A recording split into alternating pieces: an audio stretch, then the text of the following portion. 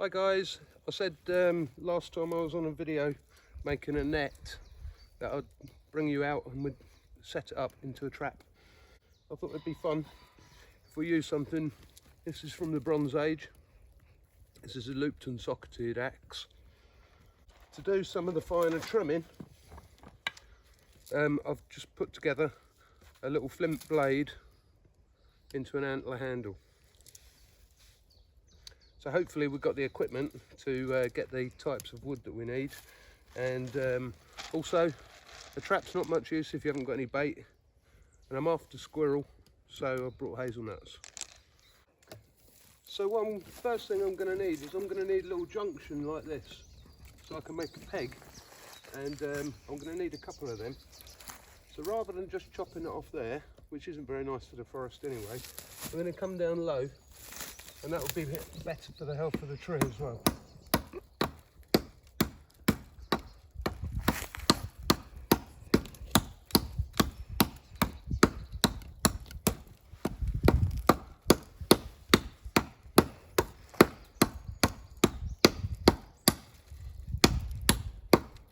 Well, it shows you the bronze axe is working pretty good.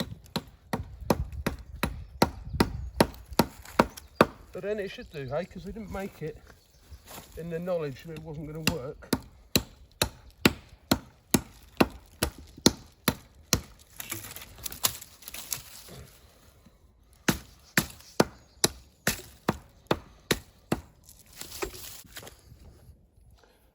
So I'm going to cut it off here, here and here.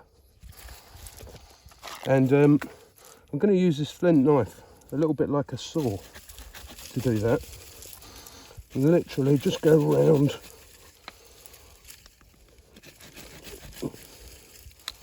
all the way. Because of the style of the edge, it helps to, there you go, lovely.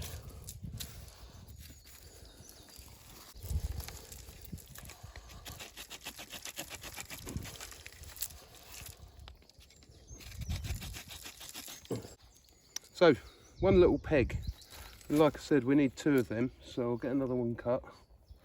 So there's some more just here, but there's an opportunity for me to teach you something else as well, because hazel, which is what we've got here, can be full of surprises, particularly if it's dead. If you've got hold of this and you begin to pull, it comes all of a sudden with a dead break. So if you're yanking on that hard, normally what you'll find is that's going to come flying at you. The top's going to break off and hit you in the top of the head as well. So just be a little bit careful when you're doing this. I prefer to work with live sticks, so I'll keep looking.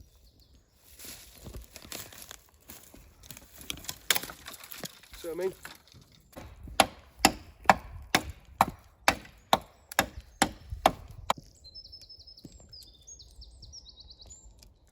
So I'm just preparing this net, getting it ready, because it's going to be like a purse. What I need to do is I need to give it a like a drawstring which goes all the way around.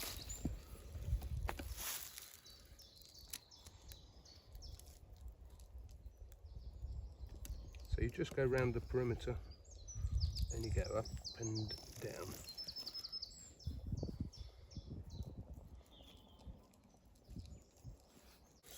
Okay, so we've got the bits we need, and now we're going to go and try and find the location, and I'll show you how to set it up.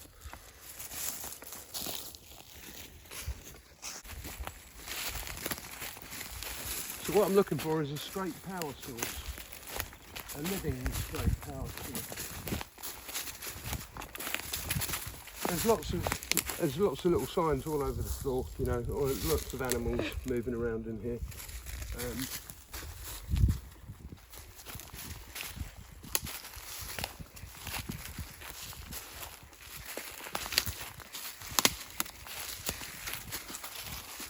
this one might be just the answer.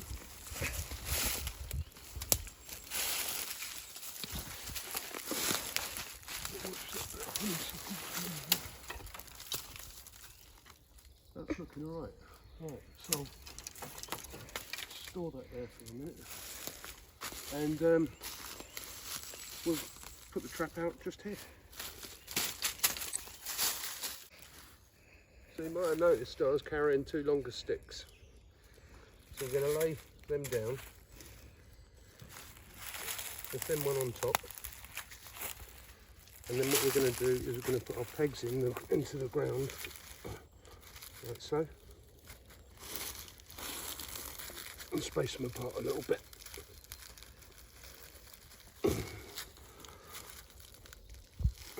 And then just check there's a gap there. Good. So with this little stick we're going to make our toggle.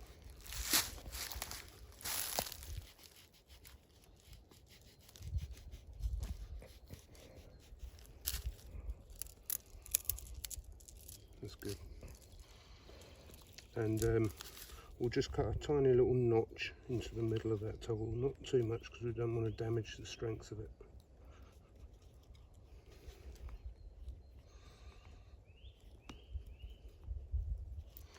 That's good. Pop that back in there. You can imagine you laid it on the forest floor and it's gone, so you try and keep fairly tidy.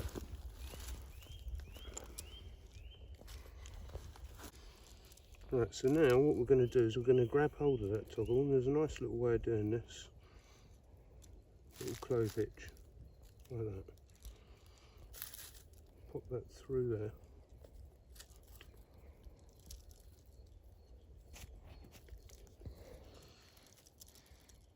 And that is not going anywhere.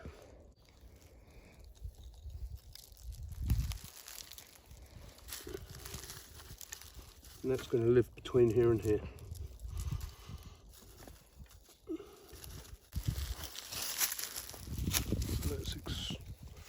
Now we're going to explore our little power system. You want to get rid of it. Anything like this that's on here, you take it off because that will slow it down. This should have a nice little bit of action on it. Yeah.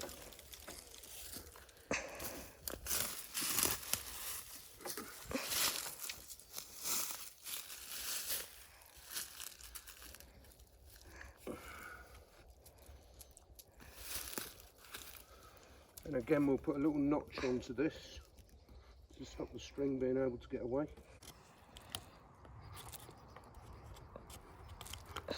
Good.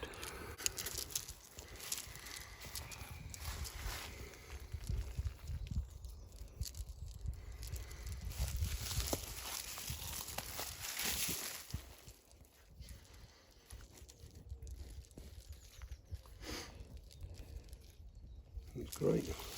That's setting your distance.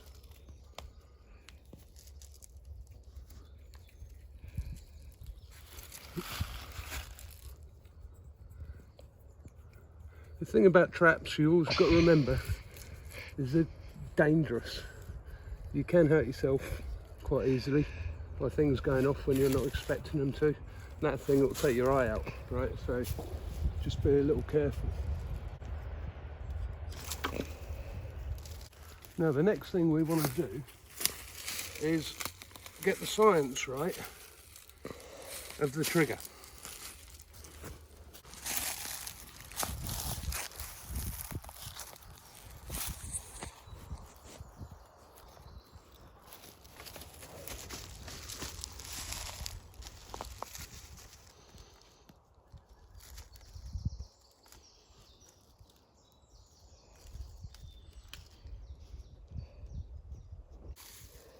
So we finally got that set up, even though it was a little bit tricky to get that operating right.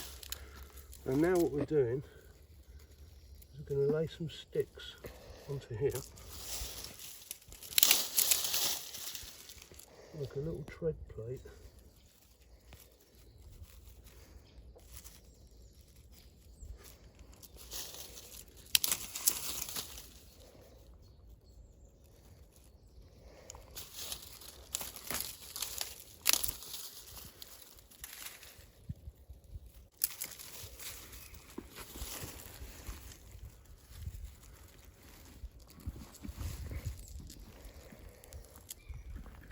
now we'll get the little net that I made and we're going to lay that out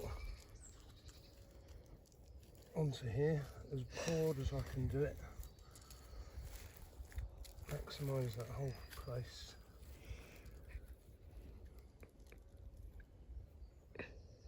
And I'm just going to tie that onto this bar here. Hopefully that's setting it off. That's good.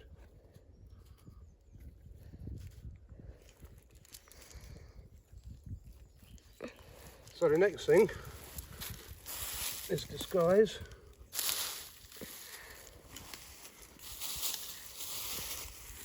Make that all disappear.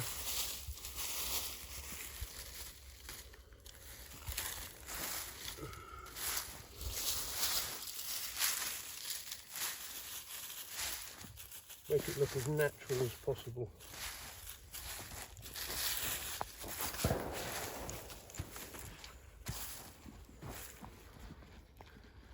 And then we're going to get a handful of nuts. I'm going to make that look a little bit rich, but not over the top. 4 little nuts. And then with them, I'm just going to cast them about a little bit. Because once something's got the idea, not too many, right? But once something's got the idea, then he's going to come along and with a little luck he's going to tread on that, and I'll use my hand to demonstrate. But he's going to be a lot lighter than me, so up he's going to go. So that's just one tiny little trap, and the nice thing about this is if he hasn't eaten his way out, what you can do is once you've got it, you can pop that back in there.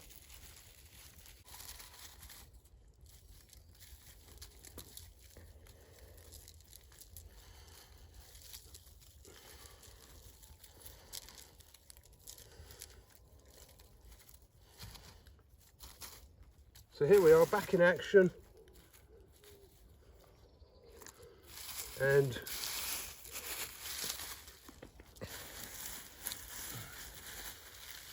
another little disguise.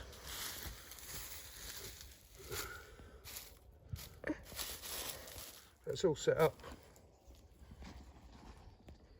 Chuck a couple of temptations just there.